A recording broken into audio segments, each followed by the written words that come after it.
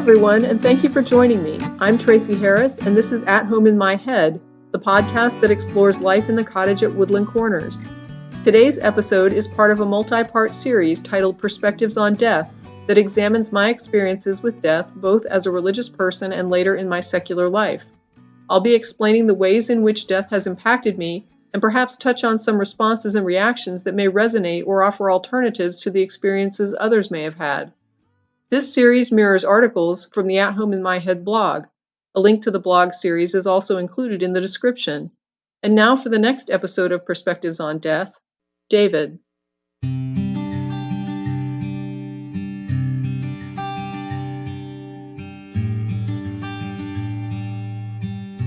In the last episode, I talked about how emotionally difficult it was for me to tell Boo's story. But the whole point of this series is to talk about feelings and experiences around death and how unique they are. I have two stories I've put off because I wasn't sure where to begin or how to best address their complexity. Part of what makes David's story complex is that I had many different reactions based on many different social contexts over a number of years. Also interesting is that in the end, no one actually died. Just to provide a little history, I dated a lot when I was younger, but none of my relationships ever clicked long term. When I met David, I was in my mid-30s, and the timing was right. We were married after only 6 months. Then, somewhere in our first 2 years of marriage, he was diagnosed with malignant melanoma, which started a new reality for us where the context of cancer became our lives. Of all the contexts I experienced in my social setting, the office context is perhaps the best one to start with. Because it didn't really have a context, I tried to keep the cancer separate from my work. I remember talking to my supervisor. I told her that I didn't want anyone else to know. I only told her because I had no idea what sorts of demands my new situation would put on me.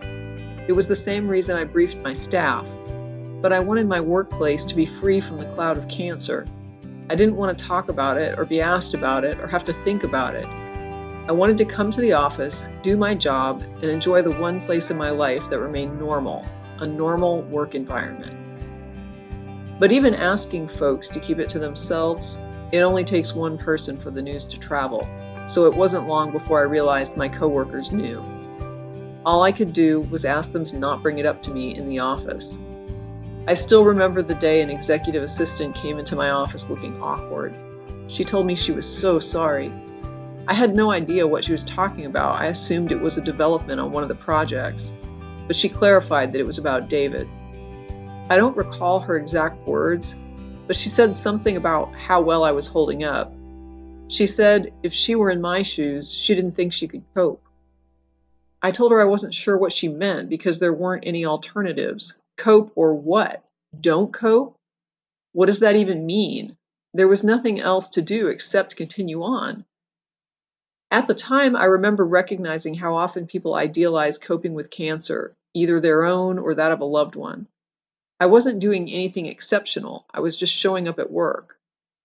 Since this series is about perspectives on death, I'll share that several years later, I learned there is an alternative to coping. Not coping. The same woman who had come to me in my office lost her husband suddenly and without warning. Her estimate of her ability to cope, that she'd confided to me, was dead on. She had a breakdown and ended up on medication to help her deal with the situation. My younger self would have seen this as a weakness, to be incapacitated by tragedy. Now, though, I understand that we all have attributes that are strengths or weaknesses depending on circumstances. I could say when her husband died, she felt too much. She was overwhelmed. But that ability to feel so powerfully could serve in other ways. For example, empathy for others would be useful in supporting folks who rely on shared experience to lighten their load. I tend to be more comfortable not sharing difficult situations, but other people find comfort in sharing. Someone like my coworker would be a good person to share with, someone who could not only listen, but also understand. She'd be far better equipped to support and anticipate the needs of others than I would be. Outside of work, one of the other contexts that kept me very occupied was something I'll call the information context. I was driven to research the disease. I needed to know all about it. Stages, treatments, prognoses. Meanwhile, David wanted no part of it. He made it clear he didn't want to talk or hear about the information I was finding. I didn't understand his decision, but I respected it, and I kept the information to myself. This difference in perspectives would come back to me in the form of resentment. I understood not wanting to obsess about it and how it was a dark space for him. But we had medical decisions to make that would impact us both, not just on an emotional level, but on resource levels. David was self employed, so we had health insurance through my work, and later in the process, he would be unable to work at all, so that all the financial obligations of our life would fall on my shoulders. Being the only party in the situation equipped to make informed decisions about courses of treatment and resource allocation put one more burden on me and additional responsibility for David's care. As I was researching, it was integrated into a medical context. We began seeing an oncologist who became our hub for everything else that happened. She put us in touch with a plastic surgeon who would do the initial surgery, which served a dual purpose. First, it was necessary to excise the affected skin and surrounding tissue as the frontline treatment. That would then be sent for testing to see if we had to worry about further spread. When we met with the surgeon, David was uninformed and unprepared. My reaction was exasperation and a little embarrassment. The doctor sat us down and walked us through the situation, what he was going to do and why. Melanoma caught early is easily treatable and survivable, but caught late, it's incredibly deadly. We didn't know where we were in the disease's progression, and we needed to have that information in order to make further decisions about future treatment. Any questions? He asked. David looked at Dr. H defensively. How big is this incision? How much tissue are you talking about? How much are you going to remove? I remember thinking what an odd first question that was. It was stage 1 melanoma. It was going to spread if it hadn't already. It was lethal if it was left untreated. And David's priority was, how big is the incision that's needed? Dr. H seemed unconcerned. Not that much. He cupped his hand to illustrate, about like a teacup.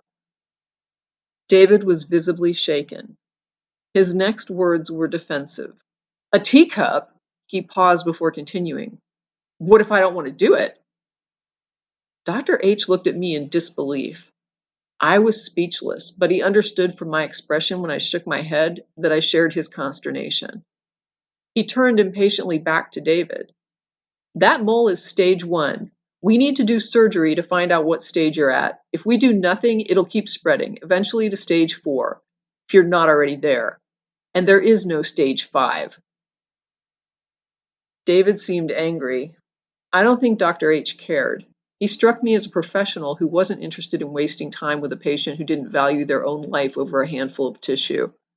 He had other patients, I'm sure, who were interested in surviving. It was blunt, but it worked. Where I was unwilling to burden David with dark realities he didn't want to hear, Dr. H was there to drive those dark realities home. This was one example of why I resented being the only one who understood what we were dealing with. I was the informed party. I was the financially responsible party. But David, who was disinterested in informing himself, was the party who was going to be making decisions about his own treatment. In the end, though, I can't fault someone for not wanting to have to confront a deadly diagnosis. Again, we all have our strengths and weaknesses. One of David's strengths is an unending supply of optimism, and maybe that's buoyed by ignoring negative information and oppressive odds. Maybe someone like David, in a different context, can provide a light at the end of someone's dark tunnel, a positive can-do attitude that can get a friend over the next hump. But that was where we started. Waiting on test results is awful. They take a biopsy, they send it off, and then there's nothing anyone can do until information comes back that will inform the next steps. That in-between time is where I had to pretend I wasn't stressed and worried, where I had to just put a nose to the grindstone and keep everything going. Keep the money coming in, keep informed about what happens based on these next results, keep the house in order, keep people updated, keep myself rock solid because someone had to be the foundation for the rest of this new world to balance on. And every single time, with every single test, I would hope for the best and wonder if I was honestly prepared for the worst. I won't bore you with details of how the testing is done, but the results weren't good. The stress of waiting for results was compounded each time we hit a progressive stage. Stage 2, Stage 3. I kept thinking how absurd it was that a tiny mole could cause this level of devastation. I was angry that we didn't notice it sooner so that all of this could have been avoided. I didn't realize how much stress I was experiencing during this time. What brought it home was when we tested for stage 4, the final stage. Since we'd gotten bad news at every other test, since my hope had so far betrayed me, I was braced for more bad news. I felt like I was in a car sliding and spinning toward a cliff, unable to stop. But finally, fate grabbed the handbrake and stopped us. The stage 4 scans all came back clean. There's no way to describe the relief I felt, and that's what made me realize how bad the pressure had been. We caught a break. There was a light. There was a hope.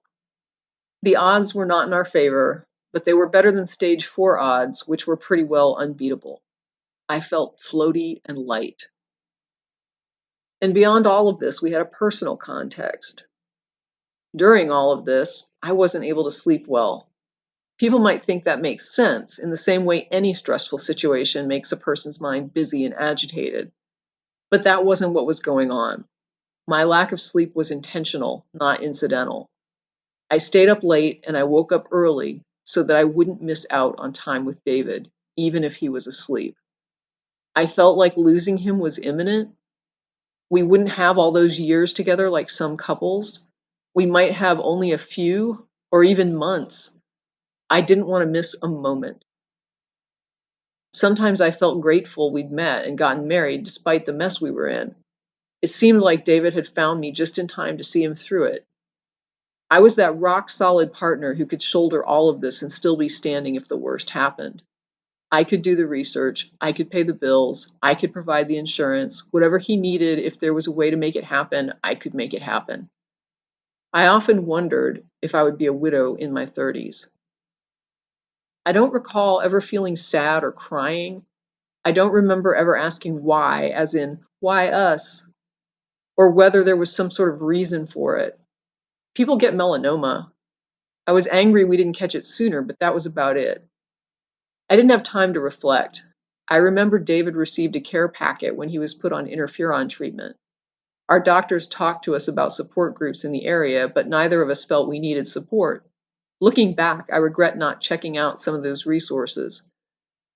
What I thought was me being stalwart was really me ignoring my emotional needs, taking on too much, and as a result, becoming less human. I didn't believe I could afford to feel anything because someone had to keep the ship afloat. The other context I was confronted with was a health insurance context. All of this happened in the days before the Affordable Care Act, so things were a little different with regard to how insurance operated. I worked at a small company, 30 employees or less. They provided a modest insurance package as part of their benefits. Before David got cancer, our company was a profitable customer for the insurance company. Afterwards, however, the insurer was paying out more for David's treatment than they were taking in from premiums from members at our company. And I understand, our medical costs were extreme.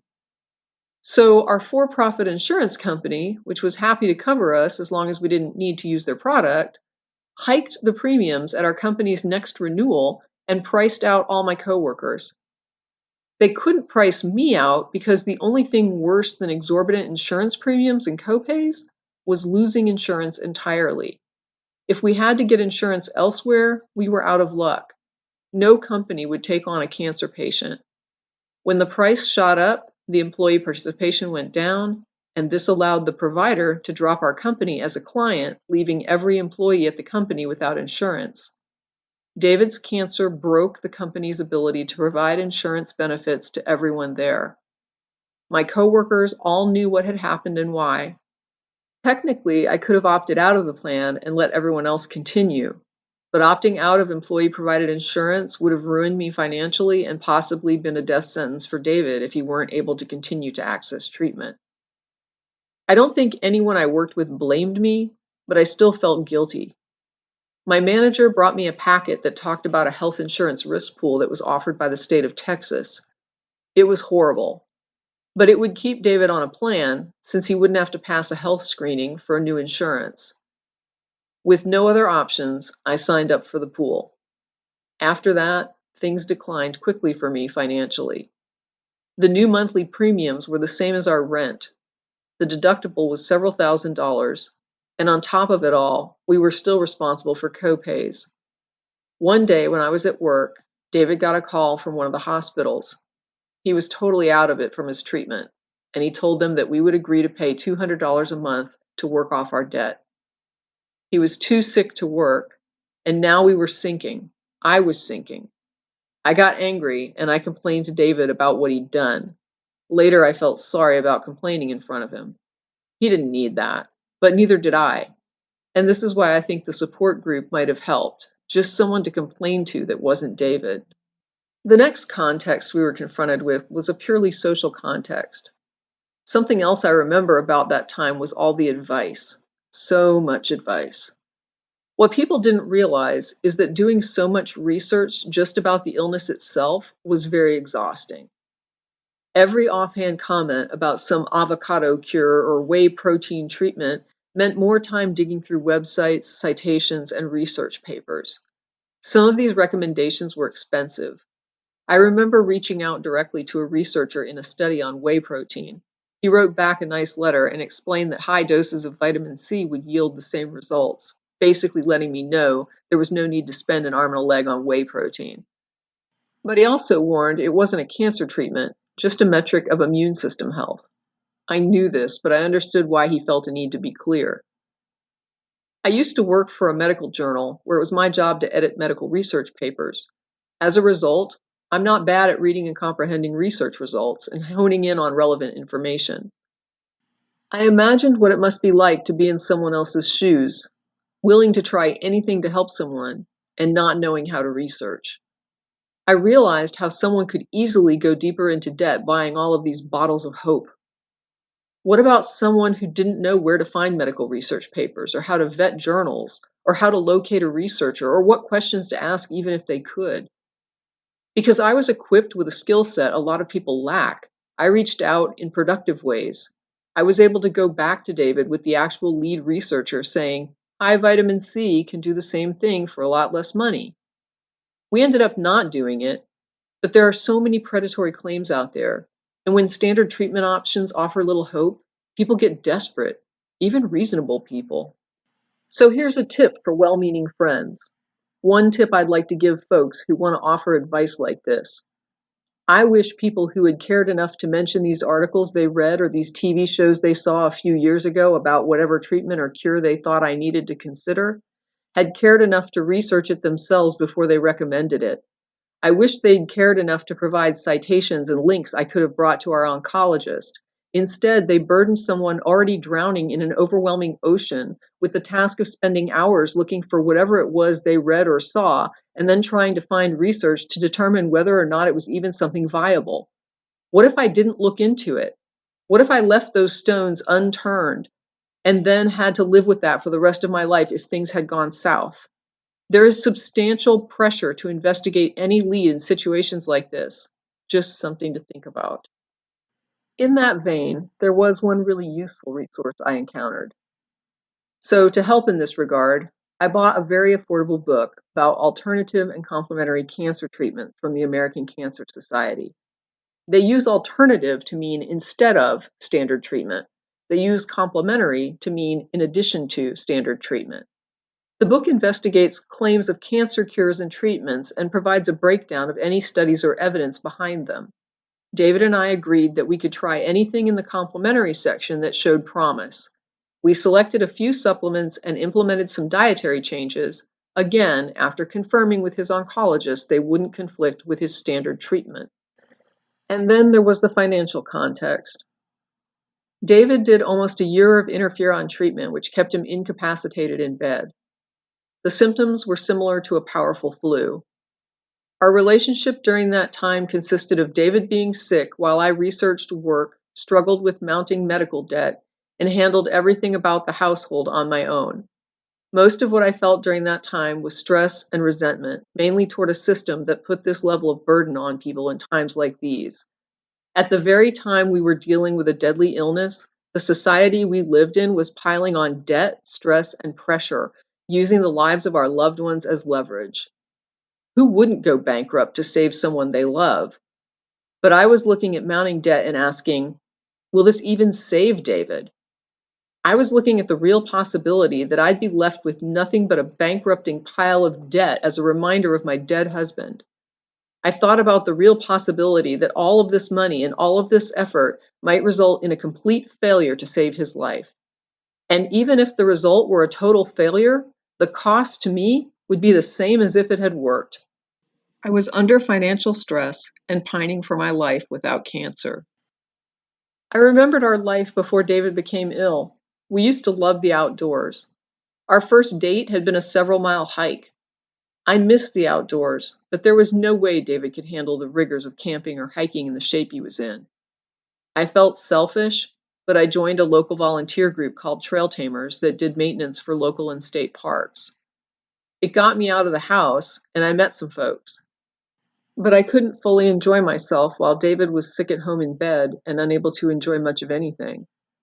I felt like I was leaving him behind, out having fun while he was left alone, sick at home. This prompted me to search for cabin rentals. After a while, I found a park online that rented cute efficiency CCC cabins on a lake. The price was affordable enough at $35 a night. I didn't feel it was too extravagant, and I rented one for a week. We went. David had an incredible time. It became a regular anniversary trip every year after that, the entire time we were married. But for the most part, I remember feeling like our lives were on hold. We couldn't proceed with any future plans. When I finally realized I was waiting to see if David would survive, I decided to plan a future for one. Whatever I did going forward would have to work if my future was solo, if David wasn't able to be there. As an example, we'd been looking to buy a house, but now I only looked at houses I could afford on a single income. I maintained this strategy throughout the marriage, operating as though I could only rely on myself. It allowed me to move forward while still dealing with the present situation, and it alleviated a lot of my frustration of the feeling of stuckness that I was beginning to experience. I could go on. I could talk about how the standard treatment failed, how it feels to get so many clean scans only to then hit one that doesn't look quite right. I could talk to you about how it feels when you ask an oncologist what's next, and they look at you in the eye and say there's nothing else they can do. I could talk about how the impact on a caregiver and a patient can create lasting scars, how that hope of returning to normal falls apart once you realize you're living in a new normal and there's no going back to being newlyweds to a honeymoon phase. It stole the past we should have had. It wrecked the present, and it turned the future into a struggle to find a new rhythm. My perseverance, that strength I felt so proud of, became a weakness. I stayed, I tried, I worked hard, but in the end, it did nothing but prolong the inevitable, and ultimately the marriage ended in divorce. Before that, though, I was able to do a bit more good. I was able to find a research trial that was designed for people in David's narrow situation. People who had a recurrence after standard treatment and a follow-up surgery to remove detectable cancer. Getting into the trial was a task, and we then had to figure out how to get David to treatments in Virginia. I have to thank Angel Flight, a group of dedicated volunteer pilots who helped folks do just that. I don't know whether it was the final surgery or the research trial that did it, but almost 2 decades later, David is still among the living. We're still living together as friends, and in fact, we share the house we bought together. I'm still plugging along as I've always done, while David works on starting up a new business for himself in the spare bedroom that's been converted into an office. I never stopped loving David, and I don't consider the marriage a mistake or a failure. Relationships change and grow, and in our case, something came along that knocked the wind out of our romantic connection. But I'm glad I came along for David when I did. I'm appreciative someone like me was there when someone like him needed it most. I'm grateful that I was there to provide support and a solid foundation for a good person during a difficult time. I threw everything I had at this situation. and it most certainly wasn't easy. But in the end, it was rewarding. And if I had to choose 1,000 times, I would always choose to have David still alive as a friend than to be his widow in my 30s.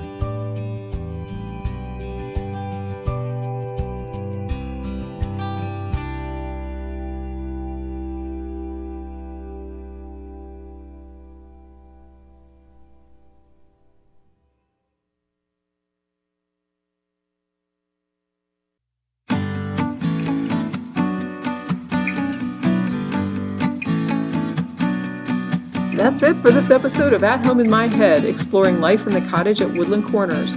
Thanks for listening, and as always, stay safe, be well, and never stop exploring.